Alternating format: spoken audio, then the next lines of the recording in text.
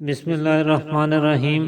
ناظرین، کئی لوگوں کو پتلا پاخانہ آتا ہے۔ پاخانے میں لیس دار مادہ سا خارج ہوتا ہے۔ بعض دفعہ کھانے کے تھوڑی دیر بعد ہی حاجت ہونے لگتی ہے اور پاخانہ آ جاتا ہے۔ اسی طرح کچھ لوگوں کو سنگ رہنی کا مرض لاحق ہوتا ہے اور یہ زیادہ تر آنتوں کی سوزش اور انفیکشن کے باعث ہوا کرتا ہے۔ کبھی وٹامن بی کی کمی اس کا سبب بن سکتی ہے۔ شروع میں معدہ اور آنتوں کی کمزوری یا عام بد ہضمی کی شکایت ہوتی ہے۔ کبھی قبض اور کبھی پتلے پاخانے آنے لگتے ہیں، اور پھر جیسے جیسے وقت گزرتا رہتا ہے غذا ہضم ہونا بند ہو جاتی ہے اور خوراک سے جو غذائیت اور انرجی بدن کو ملنی چاہیے وہ ٹھیک طرح سے نہیں مل پاتی، جس کے نتیجے میں مریض دن بدن کمزور ہوتا جاتا ہے، حتیٰ کہ ہڈیوں کا ڈھانچہ سا بن جاتا ہے۔ تو اس کے علاج کے لیے آپ نے 3 کام کرنے ہیں۔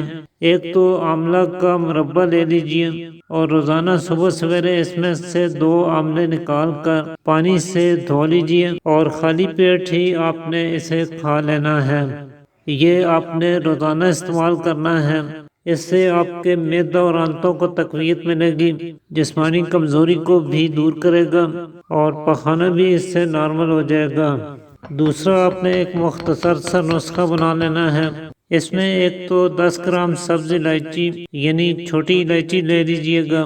دوسرے نمبر پہ آپ نے 10 گرام ہی تباشیر لینا ہے۔ یہ چھوٹے چھوٹے سفید رنگ کے ٹکڑوں کی شکل میں مل جاتا ہے، بالکل دودھ کی طرح سفید ہوتا ہے، اور اسے اگر آپ زبان کے ساتھ لگائیں تو چپک جاتا ہے۔